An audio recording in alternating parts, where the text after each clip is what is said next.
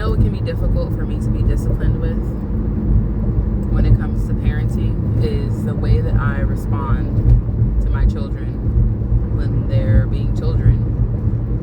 And I realize that every time I respond harshly or too over the top to things that are so minuscule and unimportant in the grand scheme of things, like something not going my way or something happening different than I expected it to happen, I know that it stems from my childhood and the way that I grew up and all of that cool stuff, but holding myself accountable to not just recognize that I'm doing those things and that I'm repeating those behaviors, but also holding myself accountable to apologizing, especially to my oldest and to my youngest too, just to get into the habit of saying it to him, but also slowing down so that I can do things differently, because there's no point in me constantly acknowledging that this is an area of opportunity for me if I'm still going to respond the same way every single time.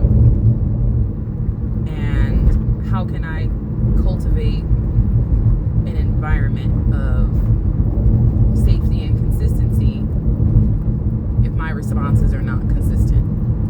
If I know that one of the key foundations of a safe environment is consistency, how can I cultivate that consistency within myself when stimuli is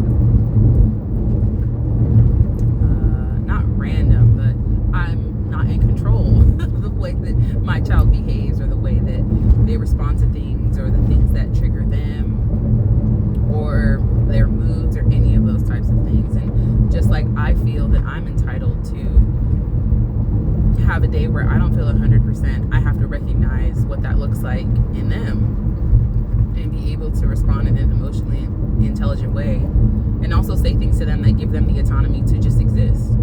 You know, it's okay if you don't want to play with your brother right now. Here's your option. You can, go play by yourself, and then when you're ready, you can come back, or, whatever, but you don't have to play with him just because he's your sibling, or just because he wants to play with you doesn't mean that you have to play with him. So just these little things that are coming up,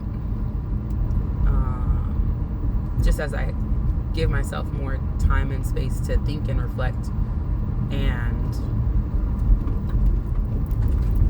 recognize whether or not my behavior is changing or if I'm just acknowledging things more consistently. Because again, acknowledgement is great, but there has to be action. I can't just sit and ponder and think about things all the time. I have to take actionable steps. So what does that look like? Maybe it looks like slowing down. Maybe it looks like making a list. Maybe it looks like having some sort of other stimuli that's going to support me being calm, whether that be being outside or having a candle burning, or an incense, or a diffuser, whatever it is that I need. But I have to try those things in order to figure out what's going to help put me into that state to respond in a calm, consistent way when I'm faced with unpredictable stimuli, aka children, and not just at home but at work too.